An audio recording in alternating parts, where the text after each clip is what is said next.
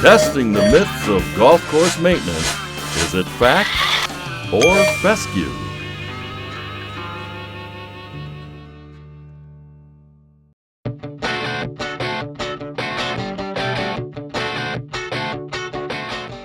We just spin grind them, and just because it's the mechanic's preference. We really think that we can keep our turf healthier by spin grinding, and it's a lot quicker for us. We spin grind with no contact. I get longer use out of my bed knife, less wear and tear on my machines, because I said so. Both. Relief grind the big reels without a doubt, spin grind walk mowers for ease of use. We relief and spin, actually. Spin is quicker, relief is better, lasts longer. Spin grind. Why do I spin grind? We do relief grind also. Why? I can't remember. Spin. Why? Because my equipment manager tells me that's why. Quality of cut? Time and labor expense. In a down economy, the decision between cost and benefit is even more critical.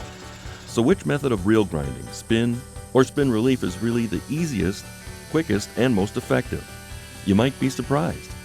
Here's Tracy Lanier, product manager at John Deere Golf.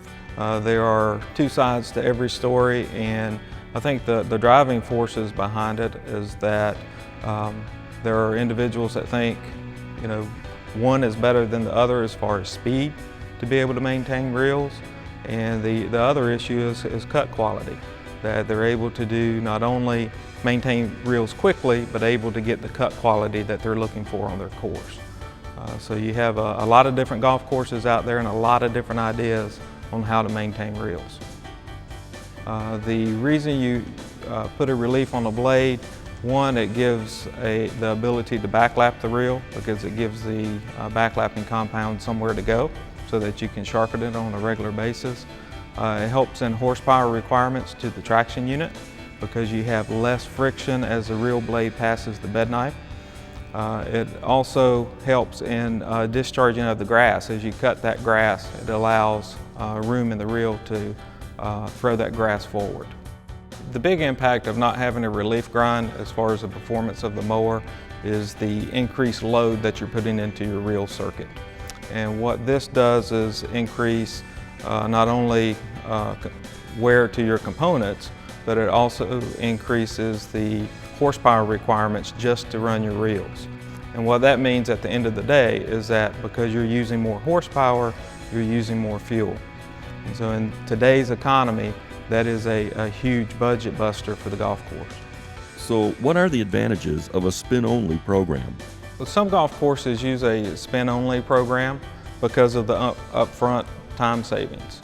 But at some point, that reel, as it dulls over time, you're going to have to go back in there and reestablish that edge on the reel.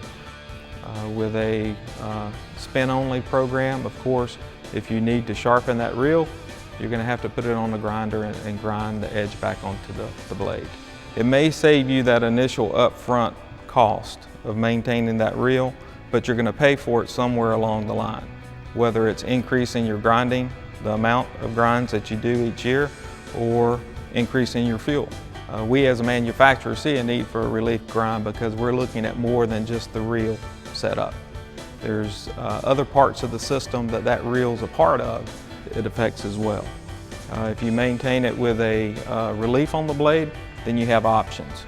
You can do a light spin, and then maybe as it starts to go, the edge starts to go down a little, you're still able to backlap it in between grinds. And that's the whole controversy on the subject, is how many times do you want to grind a year? How long does it take? How long does it take to spin grind, relief grind, and backlap routine? That's the whole debate. The sharper the reel and the bed knife, we think the better the unit performs. With that, as we were talking about with backlapping, you have to check it on a regular basis. so that you can make sure that you're keeping the cut quality you want. Whether spin only or spin relief, here's some things to keep in mind. If they're going with a spin only program, we still recommend that you do a light back lapping of the cutting unit just to try to hone the edges and remove the burrs from the grinding process. If you spin relief grind, you have the best of both worlds. The key thing there and the tip is with back lapping is that you need to get in there and back lap prior to the reels getting dull, because there's going to come a point in time where back lapping is not going to reestablish the edge. So which method is best? The answer seems it all depends. But the safe advice is follow what the manufacturer recommends.